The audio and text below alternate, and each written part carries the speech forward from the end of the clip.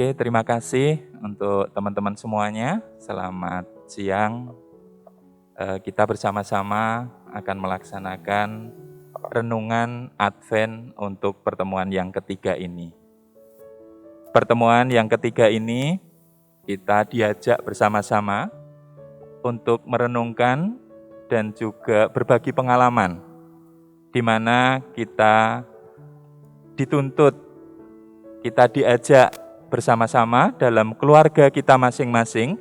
Itu adalah kita dalam keluarga sebagai gereja mini, di mana pendidikan yang utama, pendidikan yang pertama diambil atau kita berpengalaman dari keluarga. Mari sebelum kita mulai pertemuan ini, kita berdoa terlebih dahulu. Dalam nama Bapa dan Putra dan Roh Kudus. Amin. Marilah kita doakan doa pembuka bersama-sama. Allah Bapa Maha Rahim, kami bersyukur kehadirat-Mu karena melalui masa penantian Advent ketiga ini, kami Engkau ajak untuk menjadikan keluarga kami sebagai gereja mini, gereja rumah tangga. Kami menyadari bahwa di tengah pandemi ini, seringkali kami kesulitan untuk menjadikan keluarga sebagai tempat pendidikan dan pembentukan etika anak-anak kami, bahkan juga kesulitan dalam upaya meneruskan iman. Semoga melalui pertemuan ini, Engkau menyadarkan kami betapa pentingnya keluarga sebagai gereja mini, demi Kristus, Tuhan dan pengantara kami, yang bersatu bersama Dikau dan Roh Kudus sepanjang segala masa. Amin. Marilah kita lanjutkan dengan penyalaan lilin korona. Tuhan, terangilah umat-Mu dengan cahaya kasih-Mu, agar kami semua dapat menjadi cahaya bagi kami. Ya Bapa, berbelas kasihlah kepada kami, para hamba-Mu, yang merindukan Putra-Mu, cahaya kehidupan sejati. Nyalakanlah harapan kami yang gelap ini akan kehadiran Putra-Mu yang menjadi penerang bagi hidup kami. Bagaikan nyala lilin yang semakin terang, demikianlah kami mohon agar hidup kami semakin diterangi oleh kehadiran Kristus. Semoga kami semua mampu menjadi keluarga yang tangguh, bersukacita, dan berbuah dalam kasih, serta bersama masyarakat memperjuangkan hidup yang sejahtera dan bermartabat demi terwujudnya kehadiran kerajaan Allah. Demi Kristus, Tuhan dan pengantara kami. Amin.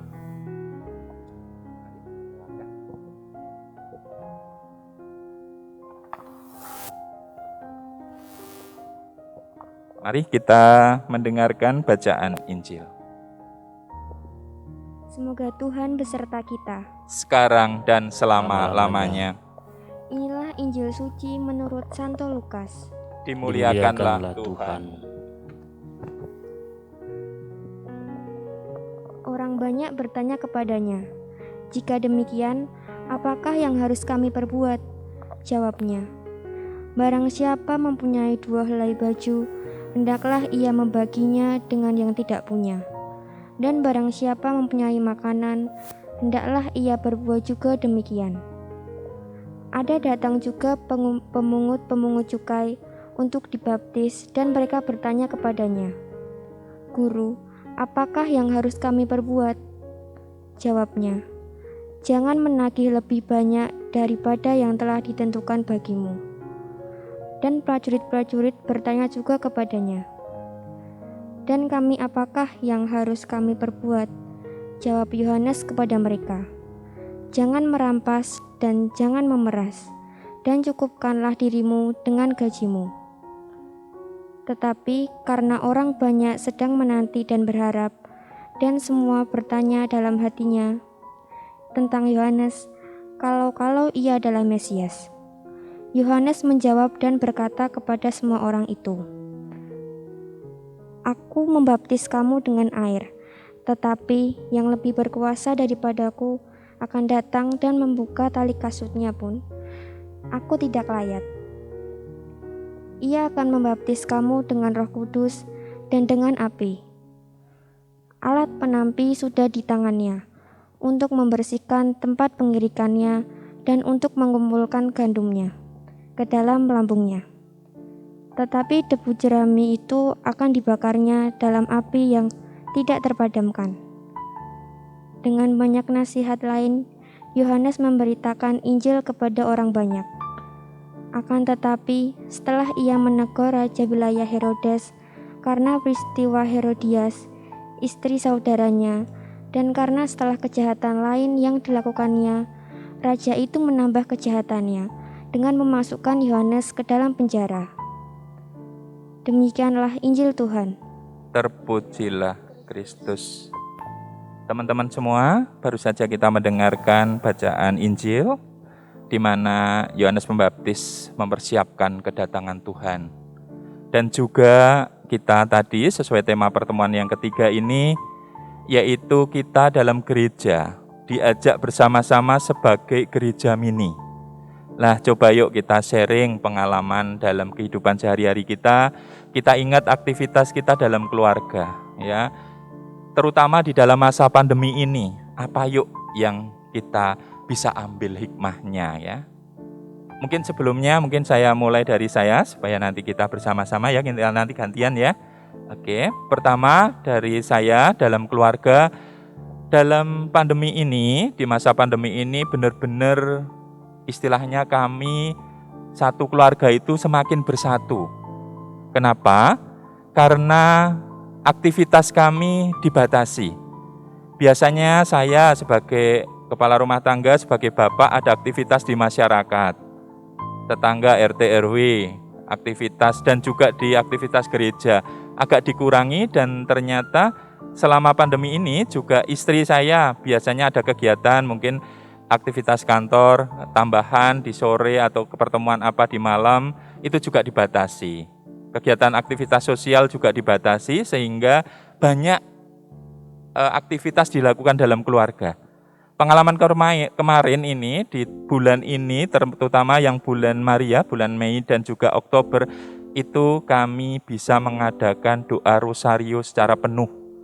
Karena apa? Karena dalam masa pandemi adanya keterbatasan tadi. Lah ini kami ambil hikmah bahwa di dalam keluarga kami itu benar-benar Tuhan hadir, menyapa. Dalam masa pandemi ini benar-benar kami diyakinkan ternyata, oh iya, dasar utama dalam keluarga yaitu minimal doa bersama. Ternyata bisa terlaksana dengan baik berkat pandemi ini. Mungkin ada sharing dari teman-teman yang lain, kami persilahkan. Yuk. Mungkin saya selama pandemi kurang lebih 2 tahun. Biasanya kami ke gereja sekeluarga itu pasti pisah-pisah. Suami saya aktivitas di Pamja, anak saya di Putra Altar. Jadi kita hampir nggak pernah ketemu waktunya. Tapi selama pandemi itu kami selalu bisa ke gereja bareng meskipun online ya. Awalnya memang pasti males ya, tapi lama-lama karena pasti kita sudah sebagai orang tua memberitahu kepada anak-anak meluangkan waktu 1 jam untuk Tuhan. Awalnya males, lama-lama kita komitmen. Jadi tiap Sabtu pasti kita merencanakan mau misa yang jam berapa. Kita jam 9 pasti kita sudah siap-siap. Jadi posisi semua sudah mandi, sudah bersih seperti layaknya kita ke gereja seperti biasa.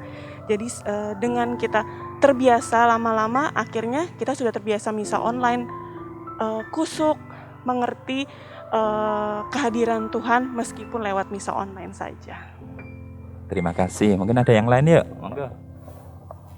Baik, terima kasih atas kesempatan. Kalau dari saya, di komunitas kami Frater JMM, di masa pandemi ini kurang lebih ada 2 hal yang saya petik di sini, dan ini tidak seperti biasa sebelumnya di masa pandemi ini.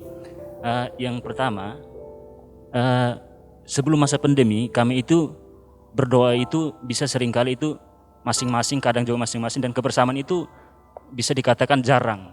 Nah, sehingga di masa pandemi ini kami melihat bahwa ada perubahan yang drastis, di mana sering itu doa bersama itu selalu rutin bersama, makan bersama, dan kegiatan-kegiatan bersama di komunitas ini selalu rutin di masa pandemi ini. Nah, yang kedua, di masa pandemi ini juga kami diajarkan bagaimana untuk melihat sesama. Nah, di mana saya lupa beberapa bulan yang lalu, kami itu mengumpulkan uang saku kami, mengumpulkan uang saku kami dan kami membeli nasi kotak dan membagikan ke keluarga-keluarga yang membutuhkan. Kami membawa mobil berkeliling di pinggir-pinggir jalan, kami melihat siapa yang membutuhkan, kami memberikan kepada mereka. Nah, itu kurang lebih 2 hal yang bagi kami itu sangat penting dan sangat bermakna, dan kami merasakan kehadiran Kristus di situ karena kami boleh berbagi dengan sesama dan juga kami boleh memupuk kebersamaan kami di masa pandemi atau masa COVID-19 ini. Kurang lebih itu dari saya. Terima kasih, Frater. Mungkin ada yang lain, Mbak. Ya, monggo Mas dulu, gantian ya. Kalau dari saya selama pandemi ini ya, dalam keluarga saya ada pembaruan. Jadi sebelumnya dulu tuh dalam keluarga kami itu jarang ada doa malam seperti itu. Mau makan aja terkadang kami doanya sendiri-sendiri.